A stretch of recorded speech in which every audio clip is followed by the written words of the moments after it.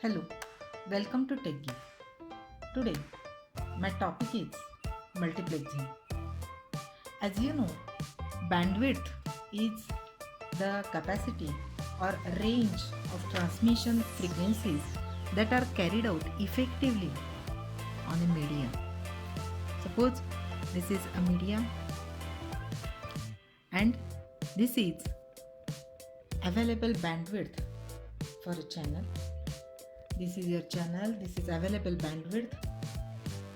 So bandwidth is the range of transmission frequencies that are carried out effectively on a medium, or we can say that bandwidth is the measurement of the capacity of the channel, that is how much information can move across the channel in a given amount of time.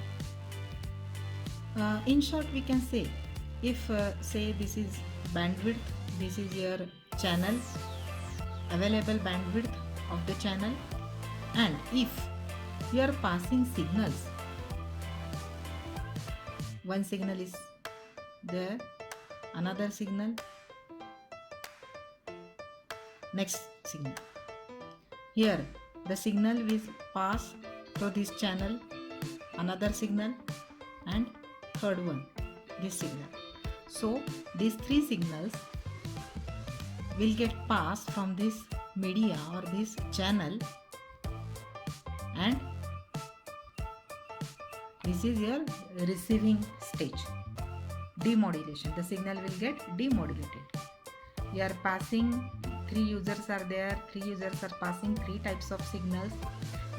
They will get modulated and will pass through this medium or channel in the available bandwidth, and at the receiving end they will get again demodulated and they will pass to individual user.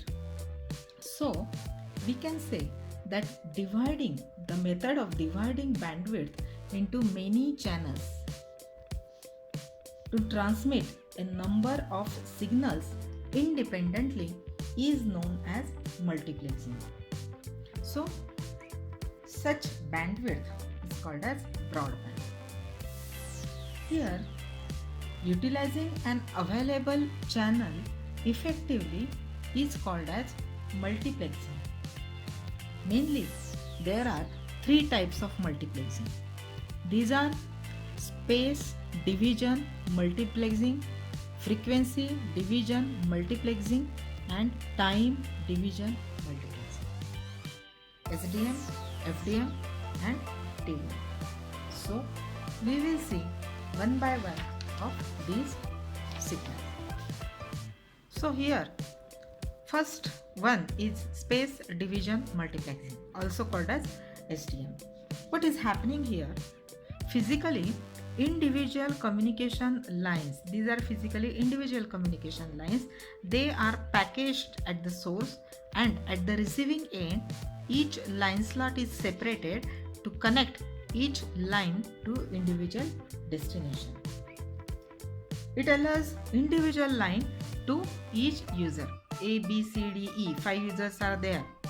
5 users will get here at the destination end. These 5 users will get the line.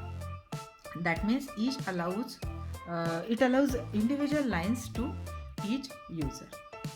Another one is SDM uses sometimes baseband when the distance is very short.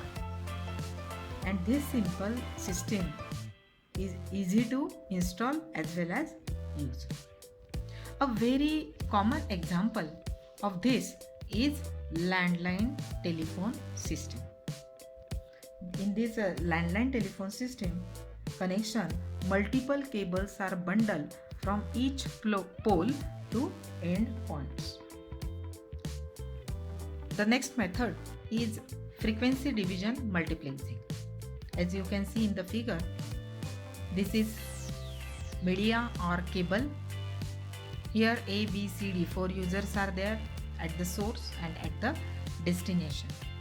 So at the source, every user allows some signals of some specific frequency, that is F1, F2, F3, F4. These signals will get packaged from this cable as a media, and at the destination they will received by the individual user. They will get modulated at the source and will get demodulated at the destination. So physical channel, this is physical channel. It carries a small logical channels on a common cable. Each channel sends information by using a separate carrier frequency. Different types of frequencies are there with the help of modulation. A modem is required for this modulator and demodulator. Then each carrier frequency F1, F2, F3, F4 is different. They run simultaneously through this cable like this, and at the receiving end will get separated by means of demodulator. So this is about the frequency division multiplexing. Now the next one is time division multiplexing, also called as TDM. Here in the figure you can see A, B, C, D, 4 users are there. This is your medium, A, B, C, D at the receiving end. So time slots are there, A1, A2, A3, B1, B2, B3. These are time slot transmitting.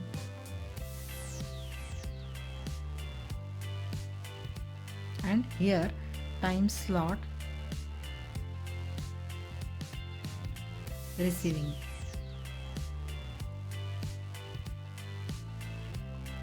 Here